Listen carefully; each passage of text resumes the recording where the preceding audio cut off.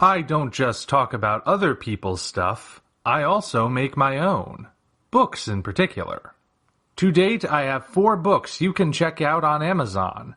Operation Red Dragon: The Daikaiju Wars Part 1, Occult Mafia, Emerald of Maddox City, and the short story collection Assorted Absurdities, Tales of Kaiju Punk and Other Genres. Hop on down to the description for Amazon links to all 4 books. Enjoy whichever ones you read, and enjoy the video.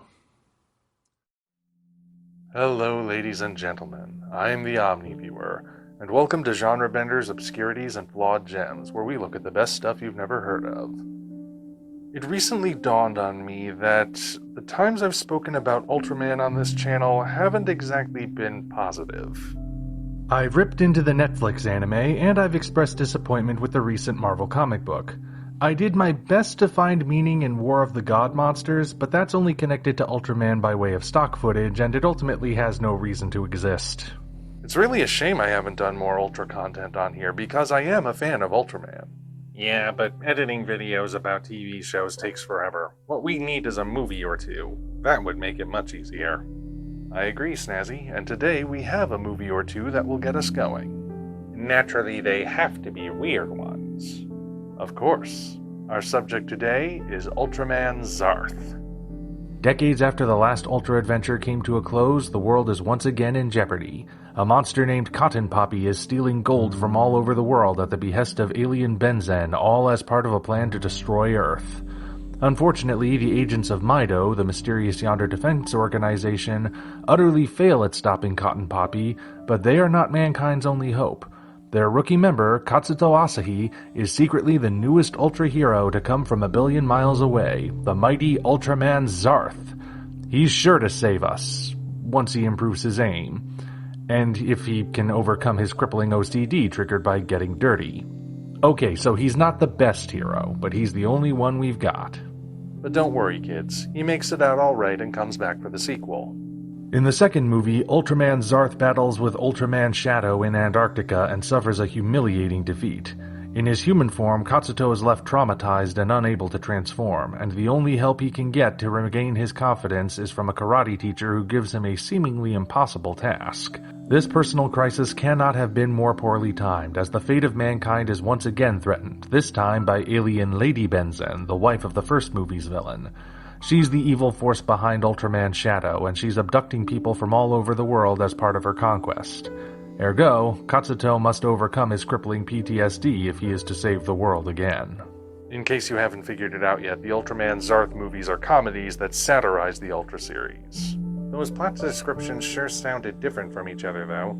The first one sounds more basic and sillier, while the second one sounds slightly more complex and serious. That would be an accurate assessment. Perhaps the best way to demonstrate the difference between these two films would be by way of facsimile. The first Ultraman Zarth is like Spaceballs, a parody that's made with love but isn't shy about being irreverent. The second Ultraman Zarth is like Guardians of the Galaxy, chock-a-block full of as many jokes as it can fit, but with a serious story at its core. The difference is impossible to miss, especially if you watch the movies back-to-back like I did. If you want a straightforward send-up of the Ultra series, that's what the first movie is for. The film is structured like a traditional episode of the show, and the plot is as basic as it can be. A monster is attacking, but when mankind's plan to stop it fails miserably, an Ultra hero must step in to save the day. Only instead of playing everything straight, as is the common practice, the movie operates on cartoon logic. Visual gags abound, with stuff like how alien Benzen's van becomes a helicopter simply by sprouting rotors and a tail, or how people keep striking the classic transformation pose for no discernible reason. Then there's this. You probably could have gone your whole life without seeing a draconian kaiju transfer golden energy to his alien master in a way that looks like urination, but the movie decided to show you what it looks like anyway. Let's also not forget the over-the-top performances. This may be the only entry in the whole Ultra series that Orthodox Jews can never watch because my word is it packed with ham. Everyone is intentionally being as big and caricatured as possible, leaving no scenery unchewed if they can help it. Naturally, that's all part of the gag. This is an absurd reality, so naturally it's occupied by absurd people. All signs indicate that Ultraman Zearth knows exactly what sort of movie it is, and it revels in the sheer silliness of it all. Weird that they didn't go for the most obvious joke, though. You would think a parody of Ultraman would have bad special effects, but the effects in this movie look good. They don't just look good, Snazzy, they look really good. A satire this may be, but it's still a Tsuburaya production, so they did not skimp on the kaiju details, which means the movie looks as good as anything the series has produced. You could say that the designs are still somewhat humorous. Cotton Poppy, also called Gold Bomber, looks like someone was trying way too hard to make a monster that looks aggressive, and Benzen's head is so ginormous compared to his body that bobbleheads look properly proportioned by proxy. Even Zarth's suit has a similar pattern as the original Ultraman, but with the red and silver inverted, thus visually showing that Zarth himself is an inversion of the classic hero. Even with these exaggerated elements, though, a lot of effort was put into making them all look as good as possible. Heck, it actually adds to the humor, because we're looking at something that had a lot of effort put into it to make it look as good as possible, all for the sake of a joke. For as ridiculous as the first movie is, though, the second movie goes in a completely different direction tone-wise. Credit must be given to how it's not a rehash of the first movie, which would have been easy to do. Not even the presence of a villain who is literally just a female version of the previous villain can change that. However, watching the two movies back-to-back is enough to give you mood whiplash. Katsuto's OCD about filth is absent in the sequel, instead replaced by shell shock after his first major loss. Rather than play this as a joke, the movie instead treats it as a serious dramatic plot point. Well, post-traumatic stress disorder is a serious issue. So is obsessive-compulsive disorder, but that didn't stop the first movie from having a laugh at it. I don't think the second movie is more serious because it wanted to take the subject matter seriously. I think they just wanted to tell a more dramatic story. Mind you, that's not to say the movie is devoid of zaniness. For example, we still get a well-placed fourth wall break when Koji Mitsuku says that seeing a capsule monster takes him back, referencing how he played Dan Moriboshi in Ultra 7. Said capsule monster, Miraclon, even looks a bit like the capsule monster Miklas. Despite the continued use of madcap comedy, Ultraman Zearth 2 is still trying to tell a serious story. And I think that's to its detriment.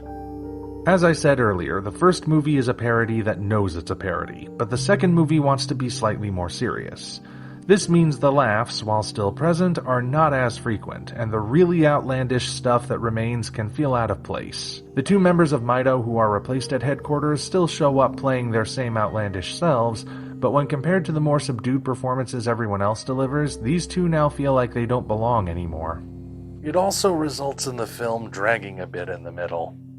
Katsuto's journey to regaining his self-confidence is to attend a karate dojo and ask the sensei to train him. Said training involves the sensei hanging a ball at an incredible height and telling Katsuto to jump and kick it, and Katsuto spends the entire second act and part of the third act just trying to finish this task. Then once he does it, he's cured and able to fight again, simple as that. Doing the old snatch the pebble from my hand routine, huh? I guess so, but I don't think it works quite as well here. It's not like Katsuto is doing anything else while attempting to kick the ball. He's just jumping and falling on his butt over and over again. Occasionally he takes a break from this by going elsewhere to mope around and see that people are disappointed in him, but then he goes right back into it. At one point he asks for a new task from the sensei, only to get denied. There's no arc here. We're just watching a guy spinning his wheels until he doesn't anymore, and then he's off to the finale. There is still other stuff that happens in the movie, but Katsuto does nothing to move the plot forward until he kicks the darn ball, and it's just not interesting to watch. Luckily, the action still delivers. The battle between Miraclon and his evil counterpart Darklar is fun, and despite having the exact same profiles, the fights between Zarth and Shadow never get confusing. The visuals are even Sorry, Zarth just opened his mouth and I wasn't ready for that. Anyway, despite being very different films, they're both coming from the same place metaphorically speaking. And I think that requires us to dive a little bit deeper to understand what these movies are really about. As stated, Ultraman Zearth is a parody, but that raises the question, how does one actually parody Ultraman? many people have tried throughout the years, but this is a parody from the actual studio that produces the series. The fact that Tsuburaya Productions is behind these films means that even though the premise is irreverent, it comes from a place of love. This isn't like certain American productions where the property is placed in the hands of people who either don't understand it or have open contempt for the premise and its fans, resulting in films and shows that nobody enjoys. No, these movies were made by people who do understand and love the Ultra series, and they love it in such a way that they know how to have fun with it in a way that everyone can enjoy. Helping this is the fact that Ultraman Zearth is an original character as opposed to a pre-existing Ultra, which frees him up to have more jokes made about him. Had the subject of these films been one of the pre-existing heroes like Seven, Ace, or 80, every joke would have been at the expense of that specific character, and fans of that character would have felt alienated if the execution faltered. It would send the message that this particular Ultra is inferior to the rest. But Zearth is his own character distinct from all who have come before him, which means jokes made at his expense apply only to him. When people lose faith in Zearth as a hero and call him a loser, that applies exclusively to Zearth rather than to Jack or Leo. When Zearth screws up, that doesn't mean Taro has screwed up. In short, Zearth is a kind of buffer, right? By being a new character, he allows the movie to crack jokes at the whole franchise without zeroing in on one specific series. As a result, anyone can have fun with it and not feel like their favorite iteration of Ultraman has been unfairly singled out for ridicule. That about sums it up, but we can go even deeper because Zearth has layers of his own. Usually, Ultras only have one consistent weakness among them, a limited amount of time to win the fight. Once the color timer starts flashing, they have to end the battle quickly, as long as you don't pay attention to how much time actually passes. And yes, I know that some Ultras don't have these timers, but most of them do. Even though Zearth also has one of those timers on his chest, his real weakness is something more grounded. Zearth appears to have OCD when it comes to cleanliness, and he especially hates getting dirt or filth on his person. It's enough to completely immobilize him. You may also notice that during the climax, Zearth's color timer starts blinking once he's forced by Benzen to wade through mud, but it returns to normal once he finally overcomes his phobia. This tells me that the blinking is not counting down how much time he has left, but rather is measuring his mental and emotional well-being. Neither movie states that outright, but the visual storytelling makes it pretty clear. This is reinforced in the second film, where the only time Zearth's timer blinks is after his loss to Shadow at the beginning, and it remains one color throughout the finale when he's back in form. So Zearth's greatest weakness is not a limited amount of time, but rather his insecurities about his own personal shortcomings. In a way, he is the most human of every Ultra in the whole series. And that means Zearth isn't just the butt of a joke, but can stand as a proper Ultra in his own right. When all is said and done, yes. Now let's see, is there anything else I need to talk about? How about the cameos? Oh yeah, the cameos. Thanks for the reminder. They're the final clue that these movies are respectful parodies. In addition to Koji Moritsugu being featured in the second film, both Zearth movies bring in every surviving member of the original Ultraman series for quick appearances. While their presence is technically fan service, they're not just thrown into the movie so you can recognize them before moving on. No, they get featured because that's part of how the films pay respect to the series. It doesn't just parade the original stars out to be gawked at, but instead gives them each something to do, whether it's providing exposition or providing a memorable laugh. When all is said and done, the Ultraman Zearth movies successfully accomplish what Phase 4 Marvel movies only think they're doing. They go meta and act irreverent, but they do so in a way that's inviting to fans rather than antagonistic. As a result, anyone and everyone can enjoy them. I still think the first one is better than the second one, but both movies make an effort to prove themselves worthy, much like the hero whose name they boldly proclaim. Until such time as we meet again, this is the Omni Viewer signing off.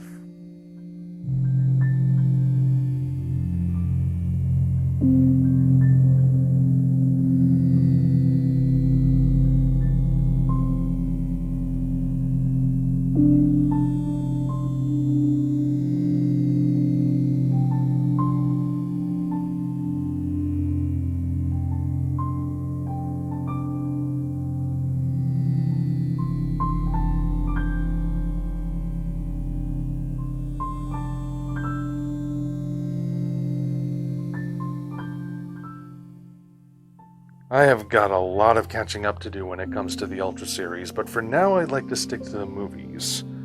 So what other movies are there? The First Contact, huh?